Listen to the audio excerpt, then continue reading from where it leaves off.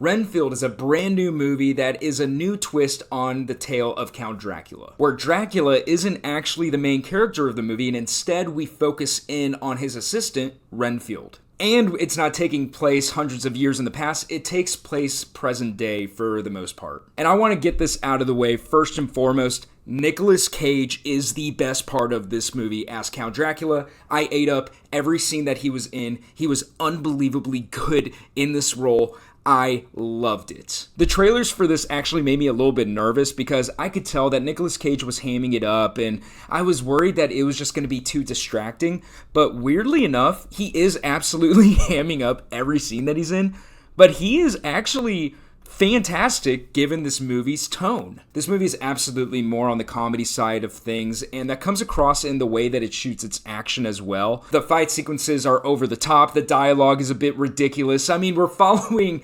this centuries-old vampire and his assistant who's probably over 100 years old at this point. So in a weird way, Nicolas Cage's performance really was consistent with the tone of the movie, which I gotta give props to the director of this. Chris McKay previously directed the Lego Batman movie as well as the Tomorrow War, so it feels like, two very different movies. He definitely leans in more on the comedy side of things, like with the Lego Batman movie, but you can tell that this guy knows his way around shooting action. I mean, the Tomorrow War is a completely different movie from the Lego Batman movie. I feel like Renfield is the culmination of what this guy has worked on, in that the action scenes are brutal and they kick ass, but you never lose sight of the film's tone. And like I said, it comes across in the way that he shoots the action that this is still a comedic film. And I love the fact that they made this a comedy because the premise of this film is a bit ridiculous. At the end of the day, this film is about getting out of a toxic relationship.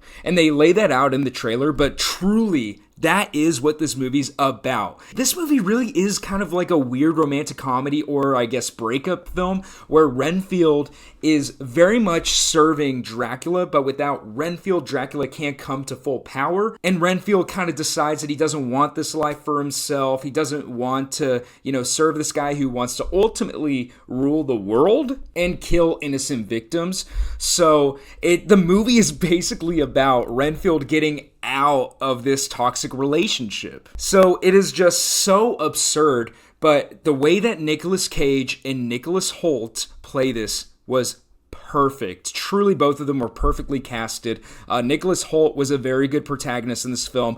Really skilled actor. I'm always interested to see what he's involved in because he has been doing this for over 20 years now, and he knows his way around a script. He knows how to play this character and read the lines opposite Nicolas Cage without getting upstaged. Or at least not getting upstaged too much. Nicolas Cage absolutely owns every frame that he's in this film, but Hoult absolutely goes toe-to-toe with him as well. However, this isn't a perfect film. While I appreciate the consistent tone, sometimes it just got a little bit too over the top. Sometimes characters didn't act in a way that I felt like made sense, but in this weird, messed up, crazy world, I guess it does. But for me, it didn't work all the time. Sometimes while the visual effects were meant to be a little bit over the top, it just seemed very cheesy and cheap at parts, respectfully. However, I will say, there needs to be a special shout out for the makeup team for Nicolas Cage. There are some scenes in this film where it's all practical on his face, and it is unbelievable. He must have spent 8 hours in that makeup chair. The team behind that, kudos. Amazing job. All in all, I didn't really get the impression that this is a movie that anybody needs to rush out and see, and as much as I hate to say it, it seems like a Netflix movie in my opinion. And I want to figure out why I feel that way. I think it's just because it's quick to the point. It seems like something very easily watched on like a Sunday afternoon in your living room, honestly. Not something that I feel like you need to rush out to the theater to go see. If anything, you rush out to go see Nicolas Cage's performance because he is just so ridiculous. But all in all, I would give this movie a positive review. I definitely enjoyed it, but I just don't see myself coming back to it anytime soon. And it didn't really come across as memorable in any sort of way aside from Nicolas Cage's performance. So I would give it a positive review. If you're interested in it, by all means, go support the movie. That's the biggest reason to go see it in a movie theater, is to go support the movie. But if you're someone who's pressed on time or funds, there are better movies out in the theater right now. But that's my review for Renfield. Wanted to be quick, to the point on this film. Thank you so much for watching this video, and if you like what you saw, go ahead and subscribe for more, and I will see you next time.